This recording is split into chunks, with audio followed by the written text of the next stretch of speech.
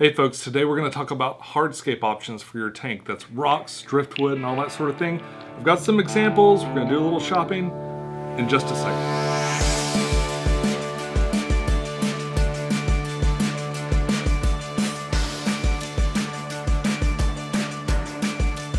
Hey YouTube, this is Pecktec, and recently a viewer asked me to do a video about hardscape. Now if you're asking what is hardscape, well in aquascaping terms that's the rocks and the driftwood and the hard items, ornaments and that sort of thing, the hard items in there that aren't plants or fish or other things. The rocks, wood, and ornaments that you choose for your hardscape really define sort of an overall theme for your aquarium. Now a lot of times, especially with mine, they end up hidden behind plants. But at least in the beginning, you can make some really dramatic and interesting statements just with the rocks and stuff. Now, how you actually place your items inside your aquarium really sort of defines the style of that tank. And this video isn't really meant to go into that. I'm more going to talk about options that you have, and how you use them is really a subject matter for another video. So consider this a what to use and not so much a how to use, okay? We're just going to talk about different options, and you pick for yourself what you want. Okay, so this stuff right here in front of me is sort of a mixture of different things that I've used over the years. I've got lots and lots of Malaysian driftwood. That's got to be one of my favorites. Malaysian driftwood's good because it sinks right from the get-go. Depending on who you ask, it can be important to treat your wood, usually in the form of soaking or boiling, before you put it into your tank. Now, the reason is driftwood tends to release things like tannins. So when you put it in your tank, you kind of end up with this tea bag effect, and it sort of tints all the water this sort of tea-stained brown.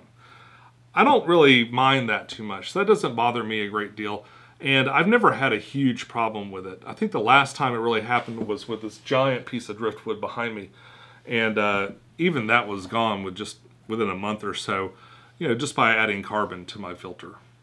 The other thing to know about Malaysian driftwood is that it sinks right away. You don't have to soak it necessarily to get it to sink. You might want to soak it to release the tannins or wash it off a little bit. Never use detergent or anything, just like any other aquarium part. Never use detergent on any of this stuff, but you can boil it. You can bring it up to temperature if you want to kill off bacteria and that sort of thing. I don't generally do that with a lot of the wood I get out of the store. A lot of times I'll just throw it right in. I'm not saying that's the best thing to do, I'm just saying that's what I do.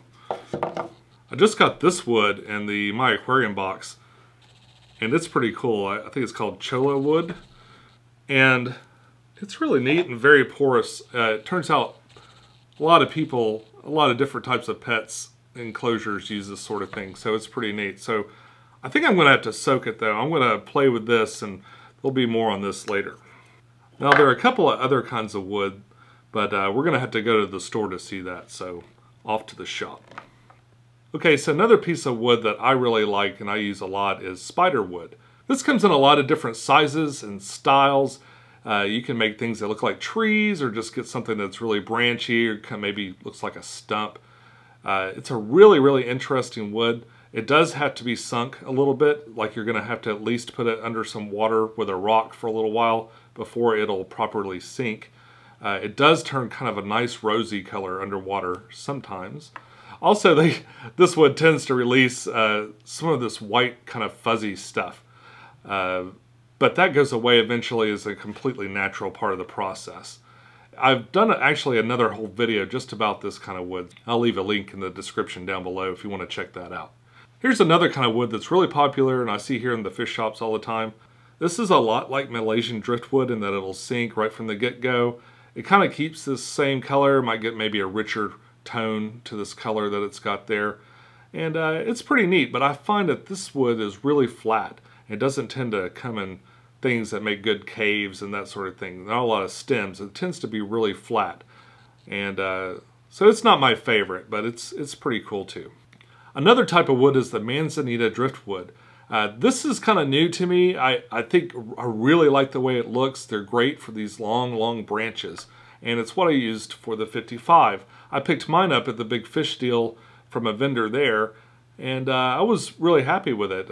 Those also have to be sunk. I found out when I went to add them to the tank just to see that these unfortunately do float. In fact, they're still floating a little bit They're just sort of pinned down by this other piece of wood. That's ultimately what I had to do to get them to sink in time to make the video. But it's worked out fine. And they're mostly sunk, but I noticed that they will float up a little bit when I'm messing around in there. So probably should have boiled it. But how do you boil a stick that's like 4 foot long? I'm not sure. I guess you could do one side, then dip the other side maybe. I don't know. You can leave a comment if you got an opinion on that. So that's most of the driftwood that I have available to me and that I've seen around. That's at least the very most popular versions of driftwood that are available to aquarists today.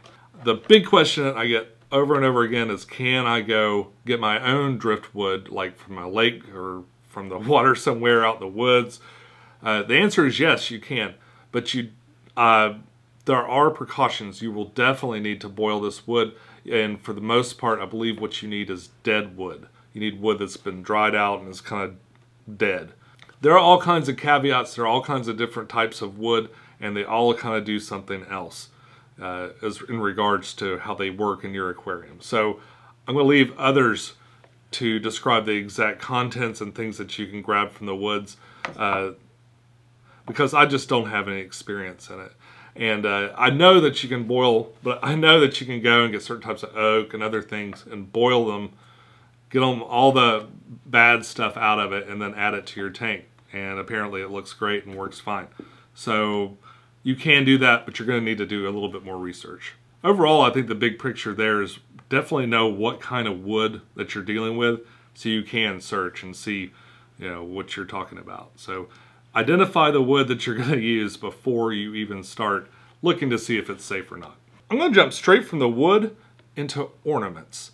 Now, I don't generally use a lot of ornaments. Now, sometimes I like to do something kind of whimsical, and I love little tiny things. So when I see little buildings and that sort of thing, I really, really like that. And I occasionally would like to add something like that, but for the most part, I try to keep it natural. Now, if you don't want to deal with boiling your wood or the tannins or, you know, is this safe or not safe, what you can do is buy fake wood. They have all kinds of things made of, like, I guess, porcelain and other stuff. I went to PetSmart and kind of took a look around. Now, they've actually gotten a lot better, okay? So a lot of these things, especially if you're going to fill up the tank with plants and stuff like that, you're not going to see that much of these after a while. And in the short term, they look kind of a little bit more perfect than regular pieces of wood. This is another thing that if you choose to spend the money on it, it can cost probably about the same amount as the wood, but you have a few less problems. Now, I don't tend to use it because I like the really natural kind of uneven look of real wood. Plus I tend to use Plecos in my tank and stuff, and they like to suck on wood. So it's kind of important to have natural wood for me. But I've also used these porcelain things, especially in the beginning, and it just kind of really simplifies some of your aquarium maintenance. Another thing to think about with wood is that, especially with this Malaysian driftwood, it tends to slough off a lot. Like, it'll slowly degrade in your tank. This thing used to be, a lot bigger in every direction. They could make regular filter maintenance a little bit more important than other types of wood. So anyway, to get around all of that, you can just use these porcelain items, and they're fine. Some of them have plants and stuff. I personally kind of hate the ones with the fake plants on them. I don't mind if they look a little green, like maybe they've got some algae or something, but I don't really like the fake plants.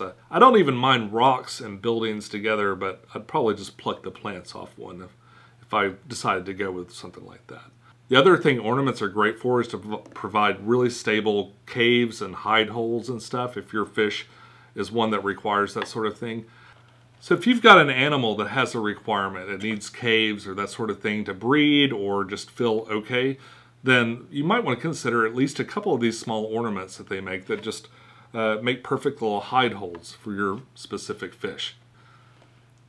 You can be real creative with all these things. A lot of them really lend themselves to planting too and make nice little separation areas for plants. We're going to move on from wood to rocks. Now there are lots and lots of different types of rocks out there. Here's two of about the most different types of rocks you can have. The one thing they have in common though is they don't alter the pH of your water. And really when you're shopping for rocks, that's going to be something that's kind of important to know. Now I'm real lucky in that my aquarium shop has a really large selection of rocks, and they have little signs that sort of explain which ones are safe, pH neutral, and which ones aren't. Mostly the coral type rocks aren't. But let's take a look at some of those things. Okay, so here we are back at my local fish store, the Aquarium of Knoxville, and we're taking a look at the different rocks that they have available. I'm going to pause in front of these signs just a little bit so you can kind of get a sense of what we're looking at. But they didn't have every rock that they had listed, and a couple of things might be in the wrong order. So just take it with a grain of salt, you know, what you're looking at there. There is a really, really large variety of different rocks that you can add to your tank. And there's a couple of different ways to kind of go about the thought process of which rock you want. In particular, there could be, maybe you want a lot of really small rocks, or maybe you want a particular color. I really like to find, if I can, I find as many of the same colored rocks as I can, just so the aquascape sort of looks like it's all from one place and a little less eclectic. That's kind of the true for wood as well. People really like to not mix their wood a whole lot, so it sort of looks more natural. Looks like it's all supposed to be there together. But there's this really endless variety of different types of interesting textures and rocks that you can pick from. And I'd say I've used quite a few of all the different rocks here on this display at one point or another. And yeah, it's just a matter of taste. There's lots of different colors, there's lots of textures, there's sizes, and there's lots of utilities too. Some of the rocks that do affect pH, people use for African cichlids and that sort of thing, or to build caves. This sort of rock really lends itself well to building caves and that sort of thing, and it's really interesting textures to it. You can really see sort of almost look like fossils in there of corals and that sort of thing. But you do have to be careful. You don't want to get a rock that's kind of like really increase the pH of your tank.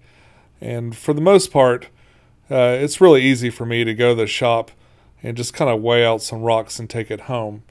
But the important thing to note too is you can mail order all kinds of different rocks or pick them up at shows. It's just a matter of what you can do. Mail ordering rocks could get a little expensive, but you know, it depends on what you want. Now my favorite rock that they don't sell at the fish store is Dragonstone. And oh my gosh, is it so much fun to use. It's just got a real dramatic look. It's like flat and has these kind of scaly dents in it and stuff. It's really neat. I've used it in a couple of different aquascapes this year, and I definitely want to get some more of that. So as you can see, there's a lot of different options for things that you can do to really make your aquascape unique and interesting. And a lot of things you can choose online, like the rocks especially, just like the wood. If you know what kind of rock you're going to put in there, it makes it a lot easier to search it up and just see if it's something that's appropriate, you know, something that won't change your water's chemistry. And if that's so, then it's just a matter of taste. What you put in there or what you don't put in there. Hey, I wanted to tell you guys I'm going to be at CatCon, and that's coming up real soon. I'm not sure I'll be able to make it to the aquatic experience, and I don't think my clones will be able to make it. So I'm going to go to CatCon, and then probably the Big Fish Deal will be the next convention that I go to. So here's the date. I'll put information in the description. If you're interested in catching up with me, I'd love to see you there. That's all I got for you today, folks. Follow your bliss. I'll see you next week.